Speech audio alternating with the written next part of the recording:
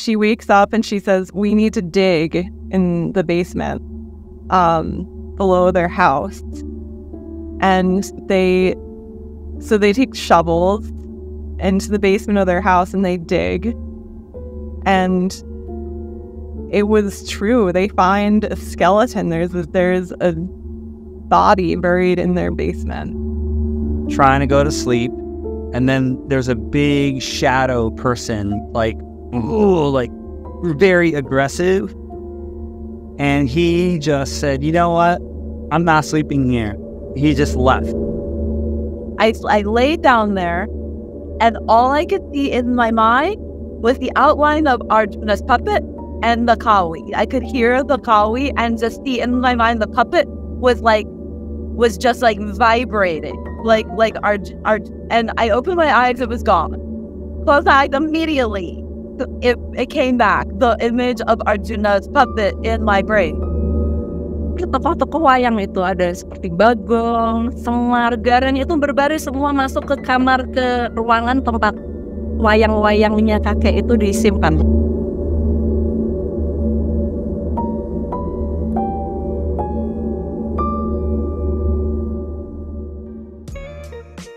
Saudara-saudara yang terkasih, kembali lagi di Horor Hore Podcast edisi yang ke-15.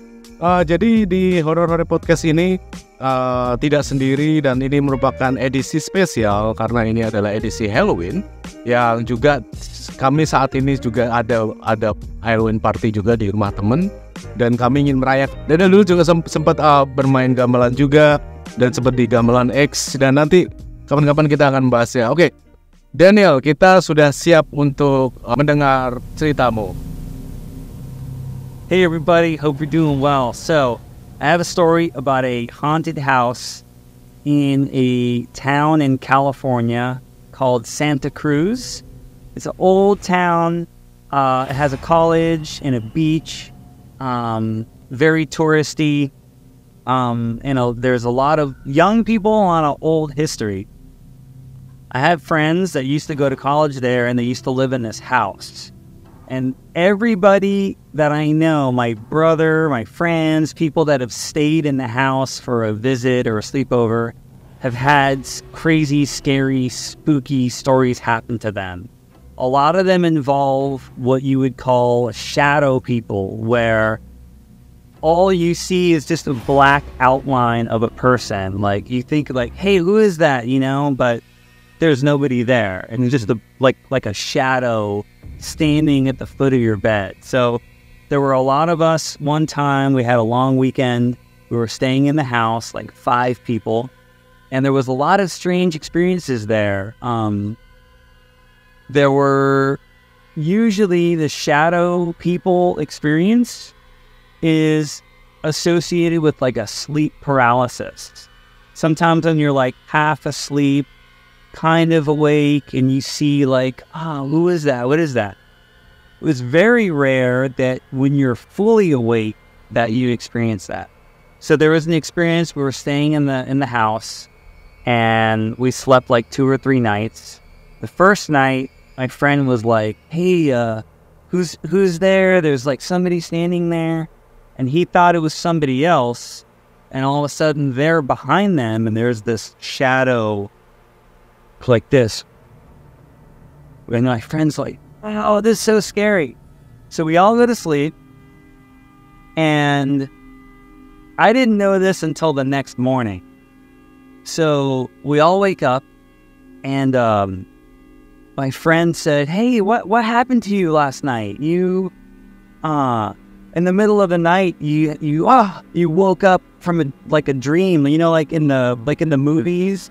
It's like, and he said, yeah, I don't remember. I think something really scared me. Something happened. He didn't remember. So when we were taking the drive home, we were all telling stories, and in the middle of, he remembered what happened. He was sleeping. He felt a body next to his body in the bed. He looked, but it's a little girl, and he freaked out. She disappeared. And then another friend who was sleeping next to him said, Yeah, who was that little girl? So she, when his dream of the girl that scared him, she knew what the dream was. So it's like a shared dream. That's just one story. Another story, my brother's sleeping in the house. And the thing is that there's two rooms in the house. Only one room is scary. The other room, totally fine. And the person that lives in that room never had a scary experience. But everybody that lived in the other room, they moved because of the shadow and all the scary. But my brother had an experience in the same room, trying to go to sleep. And then there's a big shadow person, like very aggressive. And he just said, you know what? I'm not sleeping here. He just left. Too many people had scary stories there. Is that like a same arm of the shadow? Yes. Like how is it like a head with the... No, just like big, because you're in the bed, you know? Okay. And so it's just like a big, like standing over you, big shoulders, you know, you can't see any identifying features, but the energy is aggressive. And everyone have the same feeling to the aggressive. Yeah. And what's the after that? So after that, anybody that lived in that room moved away. Only one person left in the house. Never had an experience. He would even say, I want, please, to come. And you would ask, please, I want to know, I want to see it, please, you know. They never came. And then he finished college and he moved away, and that was it. But so many people, maybe 10 people, had scary experiences in that house. Whoa. Yeah. So until now, are the house is still there? Or still... The house is still there. I don't know who lives in it now, but it seems maybe once, very rarely, when I'm in Santa Cruz, I'll drive. Oh, there's the house, you know. But as far as I know, it still stands and people still live in it. And I would love to know if they had scary experiences. Wow. So maybe if in Indonesia, that's like we call it it's like a sleep paralysis, like someone like feel like push you, like want to sleep and then you cannot move. But somehow like you are like unconscious, but you feel like in a dream. Exactly, yeah. So yeah, I think maybe like a lot of happen in everywhere. Yeah. So that's also create maybe some of the shadow. So that shadow, what's the story? Maybe any like historical what? You know, that's a good question. I wonder that it's not, because it what you're describing, it sounds like it's not specific to any one culture. It sounds like it's in the humanity across the world, there's some subconscious, maybe it's phobia or scary. It just sounds like it doesn't matter what country, what culture, what language, something deep in the brain or I don't know what, it just comes out, you know? And some people experience it a lot, and some people never see it. And you never know who is it going to be, you know? That might be, maybe something maybe randomly to everyone. Maybe some of soul of people attract that spirit. Okay. So that's, so Santa Cruz is like 2 hours? Yeah, very close from here, yeah. Yeah. Terima kasih teman-teman, ini merupakan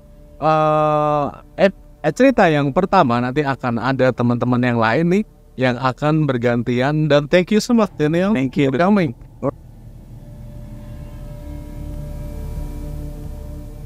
Di Horor Hore Podcast edisi yang ke-15. Dan untuk edisi kali ini merupakan edisi spesial. Ini adalah Halloween dan kebetulan kita ada pesta Halloween juga. Dan kami menawarkan teman-teman yang ada di sini yang memiliki cerita-cerita pengalaman, mungkin bisa cerita pribadi atau siapapun itu yang membuat cerita itu berkesan di dalam hati. Dan salah satunya adalah cerita dari Rebecca. Dan Rebecca ini juga kami sering di komunitas gamelan Sari Raras dan beberapa skena gamelan di sini. Dan mungkin Rebecca nanti akan bercerita tentang apa yang pernah terjadi kepada ibunya ya. Iya. Sebenarnya ini cerita yang pernah diceritain ibu saya, tapi ceritanya dari nenek moyang gitu. Oh, oke. Cerita lama dari keluarga saya. Berarti ini cerita yang udah turun temurun gitu ya? Iya gitu. Oh, oke. Okay, this is a story from my great grandmother. So this was in maybe the 1800s in New York. And so the way that my mom told me this story is that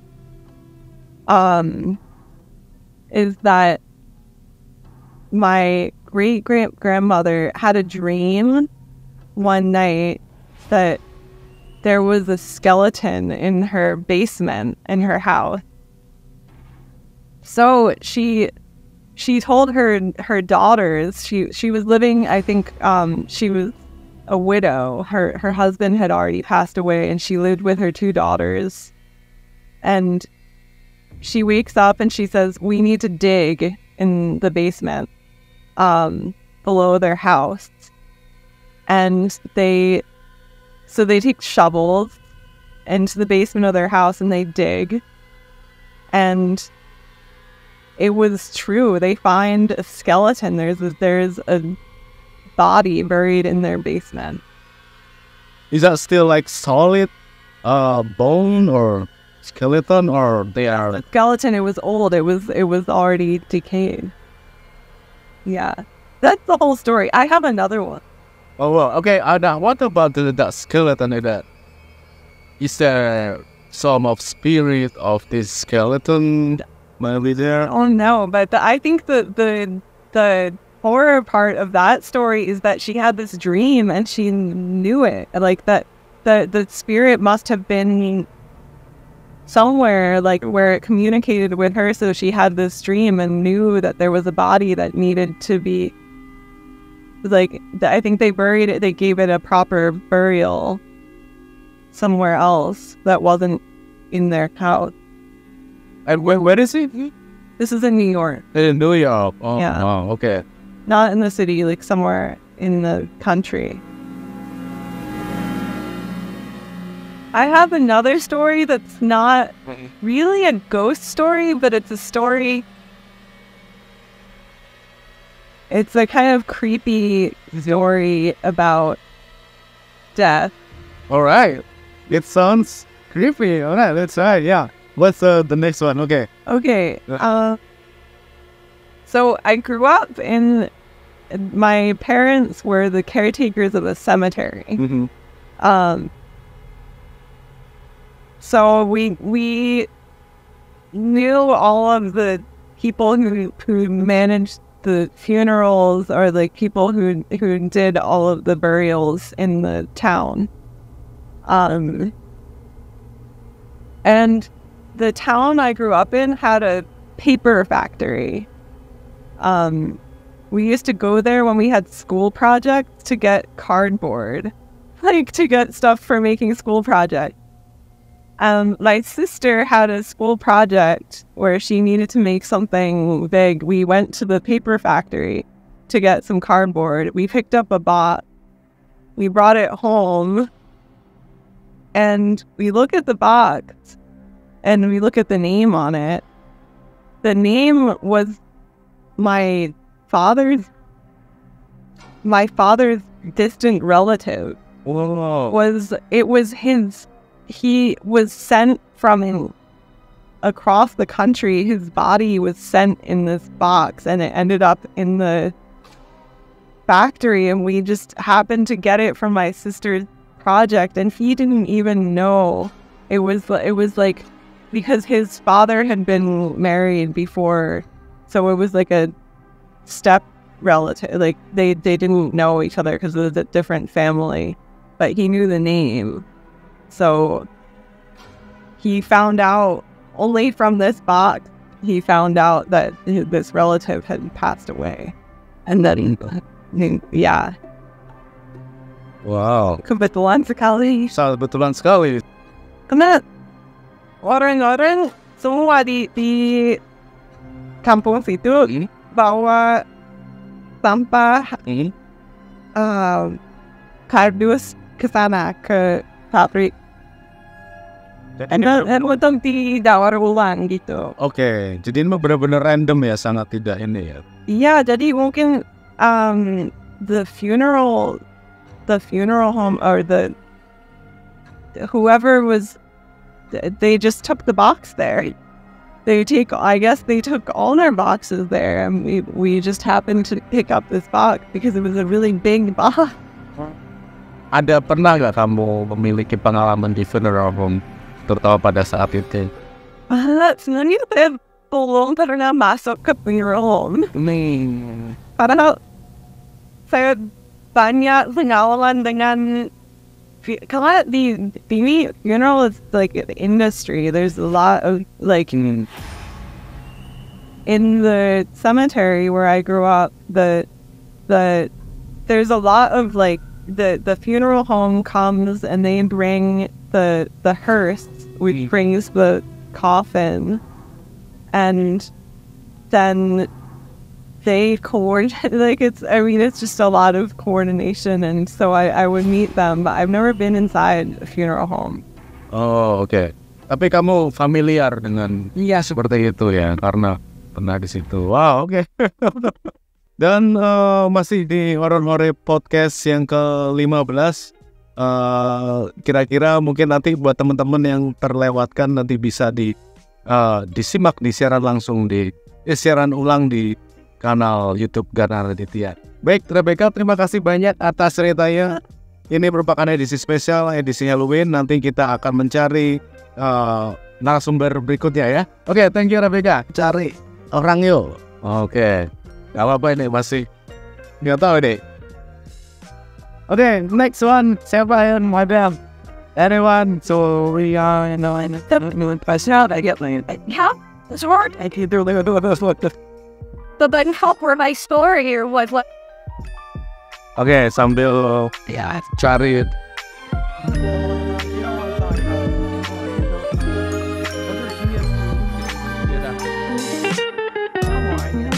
Dan ini makanannya dulu, sambil ngomel dulu ya.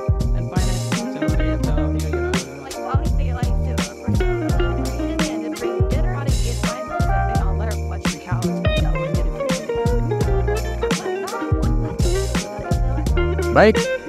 Oke.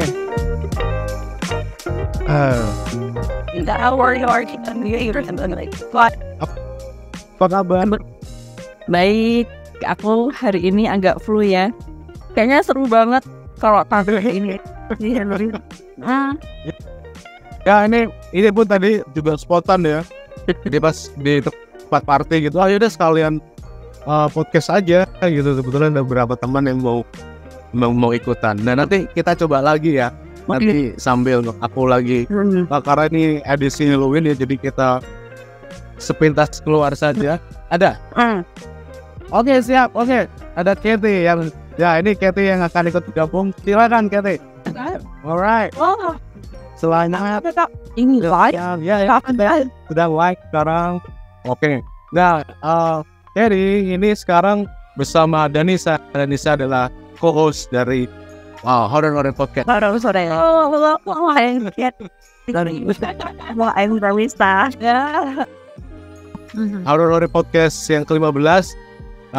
Baik, Katy, kita kenal dengan Katy juga dari komunitas Pelang, dan kita sering hangout untuk bikin eksperimen musik dan sebagainya.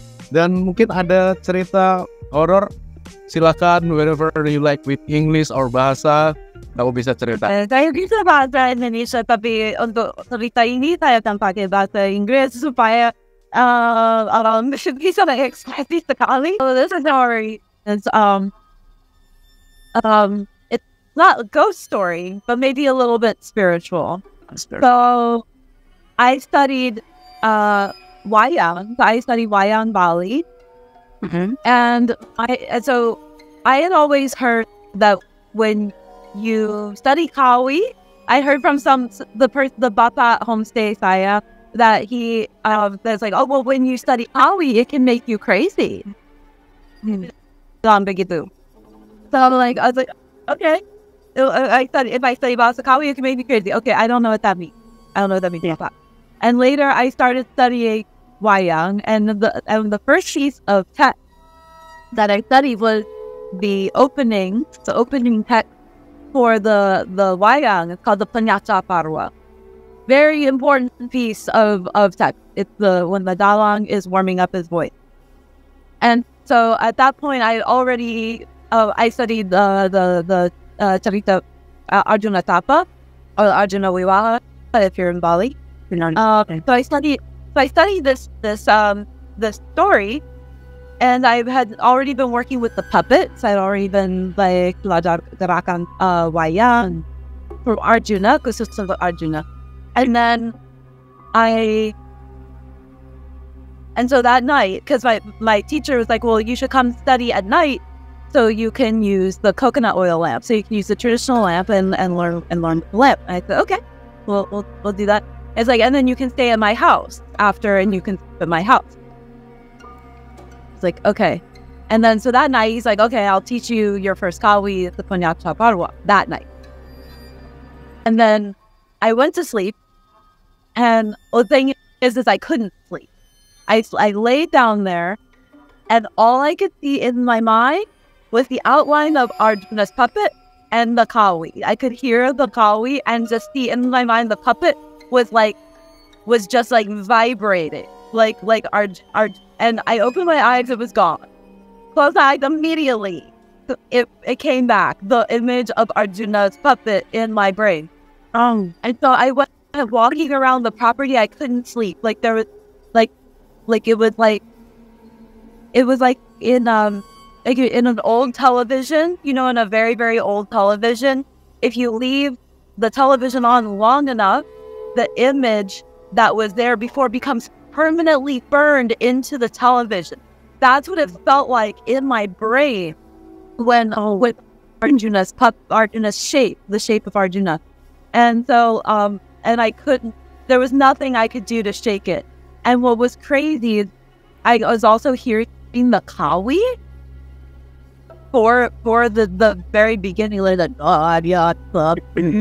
like all that stuff, and that had just been taught to me, and I did not have it memorized, but heard it all. And then the next morning, like my teacher said, "Okay, Katie, we're gonna work on Penyacaparwa," and okay, oh God, yeah, we're gonna do that. Wow, you already have it all memorized and stuff. Like, yes, because I was laying at night just like the image of Arjuna was just here and just on repeat. Oral is that like that?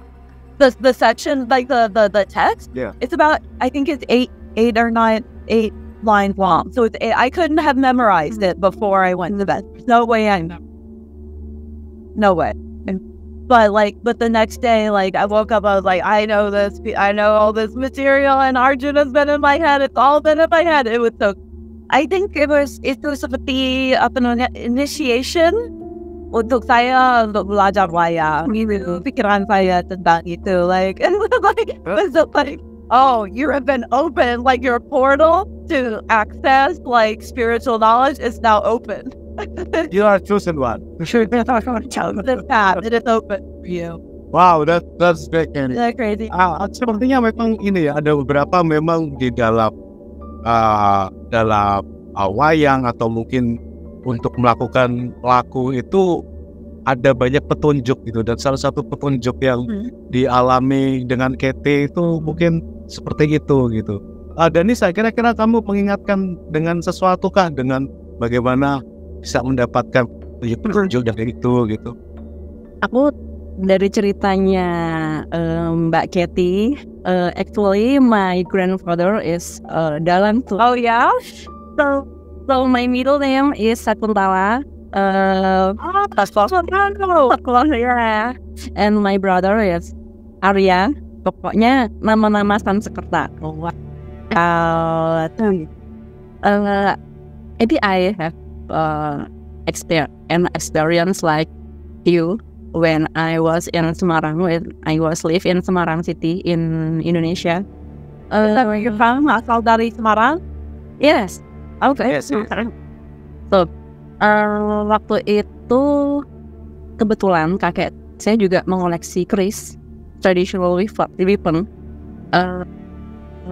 Keris itu memang benar-benar menurut aku itu sangat kalau misal kebetulan waktu itu kakek aku udah meninggal ya, sudah meninggal. Kemudian setelah itu baru terasa atmosfernya itu sangat dark and sangat pokoknya apa ya, membuat kita pusing gitu loh.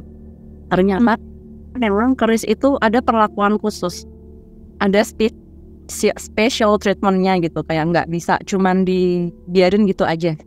Seperti harus dikasih kembang, terus dirawat dengan baik.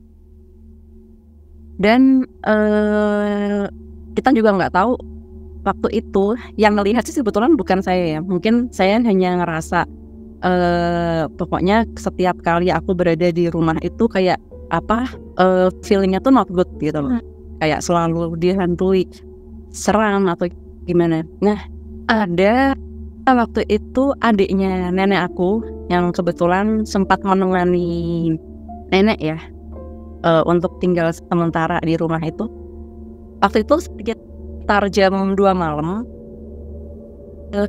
dia sempat orang baris. Nah, yang lucu ketika dia buka pintu lalu toko wayang itu ada seperti bagong, semar, garan itu berbaris semua masuk ke kamar, ke ruangan tempat wayang-wayangnya kakek itu disimpan. Iya, dari ada yang jangkung tinggi, ada yang gendut, terus perutnya agak buncit, terus dengan pakaian tradisionalnya kayak gitu. Jadi benar-benar dipersonifikasikan sebuah bentuk seperti orang manusia, like begitu. Yeah, like human but with traditional costume, like wayang. Wayang, look at that next. Have rambutnya itu the what is it called, the hair like a scorpion. Yeah, like this. Yeah, the headdress, how it kind of comes forward. Like, yeah. Scorpion. Terus setelah itu gimana? Nah, setelah melihat itu. After that, ya pokoknya sempat cerita dan kita semua ketakutan, pastinya ada sedikit rasa trauma ya. Ada trauma dan kita tuh jadi takut. Cuma kebetulan malamnya papa saya dimimpiin bahwa kita tuh nggak apa-apa loh, cuman menjaga aja, justru kita tuh memprotek kalian seperti itu. Jadi saya minta tolong untuk rawatlah kami seperti itu. Cuma pada kenyataannya kita semua tidak ada yang punya ilmu untuk merawat, dan kakek saya pun tidak mewariskan itu kepada anak cucunya karena untuk merawat itu juga butuh effort yang luar biasa ya, seperti bersemedi, bermeditasi untuk bisa berkomunikasi dengan mereka. Dan side effect-nya adalah ketika kita tidak merawat dengan baik, pada saat itu kebetulan ayah saya akhirnya menyerahkan ke orang yang mampu untuk merawat, dikarenakan saya jadi sering sakit-sakitan. Terus adik saya pun juga sering mengigau nggak jelas gitu loh, sering mengalami mimpi-mimpi yang menurut dia menakutkan sih, gitu aja. Tapi setelah itu tidak ada kejadian kamu nggak sakit lagi gitu saat dipindahkan? Nah, Jadi setelah dipindahkan ternyata teror dari itu tuh belum selesai. Lemari yang dipakai untuk menyimpan wardrobe yang dipakai untuk menyimpan keris-keris itu kebetulan dibawa pulang ke rumah saya yang di Semarang juga. Maksud ayah saya itu dipakai untuk mungkin maaf baterainya low bat. Oh ya, santai dulu sambil nyembel dulu. Pokoknya dipakai untuk menyimpan pakaian gitu, dimanfaatkan untuk itu. Ternyata pernah waktu itu tengah malam yang dengar sepupu saya wardrobe itu tuh bunyi sendiri, seperti ada sesuatu yang berbenturan. Karena kita nggak ada yang berani ngecek, akhirnya manggillah temennya si kakek yang merawat keris itu. Ketika dibuka ternyata apa coba, kotak kerisnya ada yang ketinggalan. Meskipun sudah nggak ada kerisnya, tapi kotak itu juga ada penghuninya, jadi harus disingkirkan. Jadi seperti itu ternyata. itu kotaknya juga penunggunya sama dengan kerisnya itu atau berbeda? Mungkin sama. Mungkin sama menurut aku sih. Dan juga di dalam kotak itu ada semacam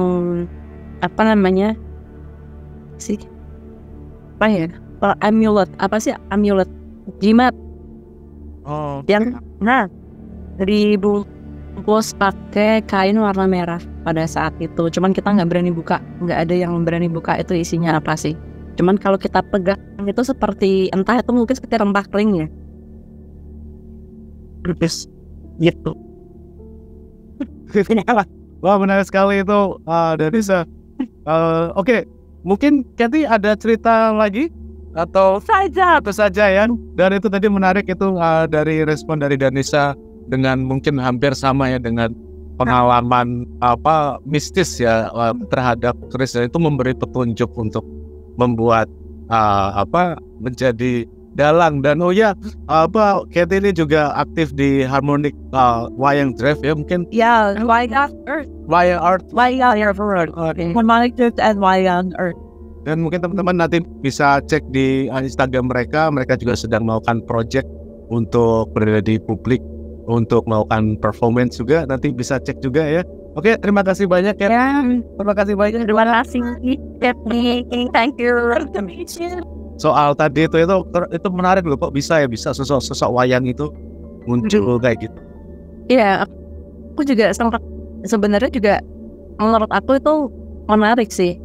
Dia adiknya yang itu ya sempat ngelihat sosok wayang ini dari yang petruk, semar, gareng, bagong, dari yang tinggi, jangkung sampai yang pendek, gemuk, itu berbaris semua untuk masuk ke kamarnya. Yang tuh aku juga ngebayanginnya tuh gimana ya?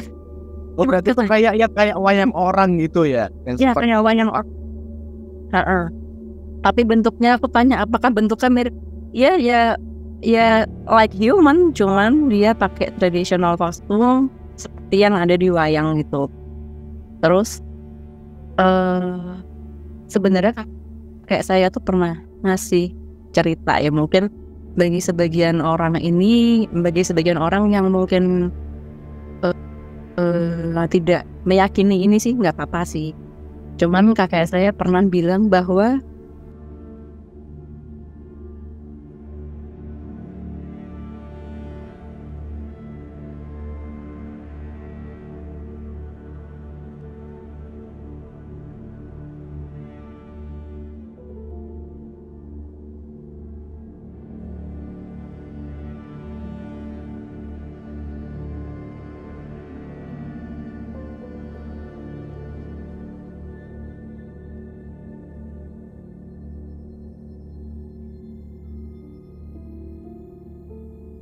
seperti itu, tapi aku kurang paham ya. Ini kan sekedar obrolan kakek saya yang meyakini bahwa mereka memang bukan datang dari bangsa lembut seperti itu. Jadi itu pengetahuan saya tentang wayang ya, sehingga sangat ini ya, pementasan wayang itu memang sangat sakral. Dari upacaranya, dari apanya semuanya, karena kita harus menyajikan cerita itu sesuai dengan alur kisah. Misalnya kita menceritakan tentang Pandawa 5, ya harus sesuai lah sama seperti itu. Harus, pokoknya nggak boleh nyeleneh gitu loh. Kan kadang suka ada dalang-dalang yang kekinian yang kadang suka ceritanya dipleset-plesetin. Nah itu tuh sebenarnya nggak baik. Itu pamali kata kakek saya. Bagi yang dalang yang senior yang sangat mengerti tentang pementasan wayang itu tabu untuk dijadikan guyonan seperti itu, karena bukan masalah karena mereka ini adalah bukan datang dari jagat lembut, melainkan mereka ini bangsa semacam dewa atau angel atau apa, saya kurang tahu, pokoknya sejenis itu sih kata kakek saya. Ya kalau saya pribadi apa yang menurut saya baik aja yang saya yakini sih, gitu aja. Kalau memang wejangan kakek saya seperti itu, ya maka sampai sekarang pun saya juga meyakini hal semacam itu. Gitu sih Mas Garna. Ya, itu menarik juga sih ya, karena memang wayang atau mungkin yang sudah, ini kan cerita yang turun-temurun ya, ini cerita yang sudah sangat ancient gitu, udah cukup kuno dan bahkan sudah diceritakan turun-temurun dan bahkan mungkin memang mengalami berbagai komodifikasi gitu. Tetapi memang ada beberapa orang meyakini bahwa mereka itu benar-benar ada dan mereka juga disimbolkan. Tapi saya percaya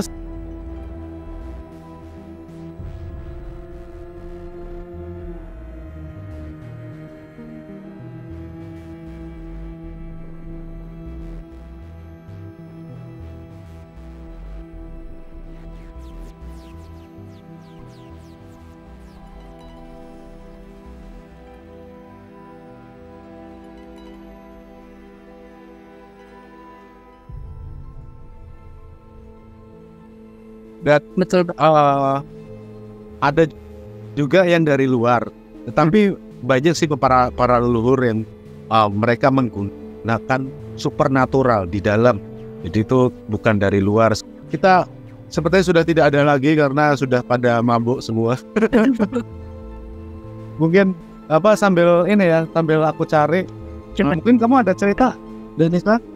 Aku sambil saya ajak masih di dalam ya,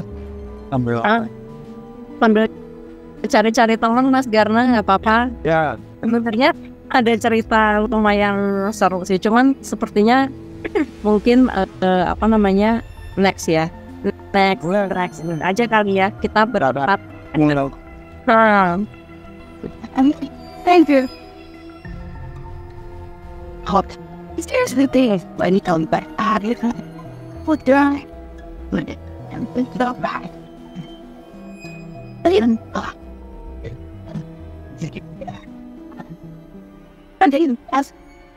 Oke, sebetulnya memang mungkin sih ada, tapi udah mau pulang, ya kan? Ini masih live untuk mau menutup podcastnya. So it's cool, it's free, like kita sudah selesai podcastnya. Sepertinya nggak ada sih. Do you have any like horror story? Benny like Rebecca. Yeah, and also Katie, this very Katie stories. Gitu. Ya. Oke, mungkin begitu ya. Terima kasih buat teman-teman yang sudah menyaksikan dari sampai akhir. Karena nanti akan ada siaran ulang di YouTube nantinya di edisi berikutnya, dan semoga bisa ketemu di. Terima kasih banyak Danisa. Selamat malam. Terima kasih Mas Garna. Selamat siang. Selamat aktivitas. Oke, bye. Horor Hore Podcast 15. And bye.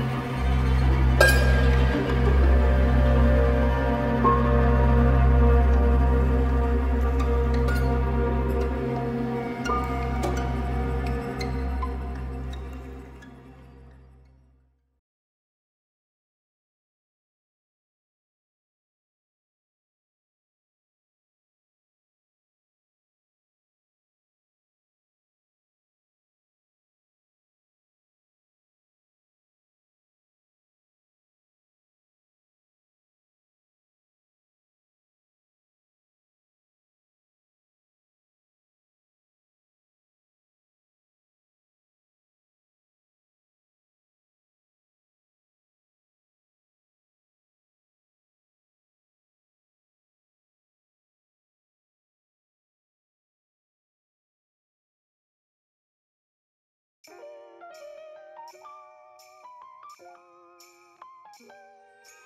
you.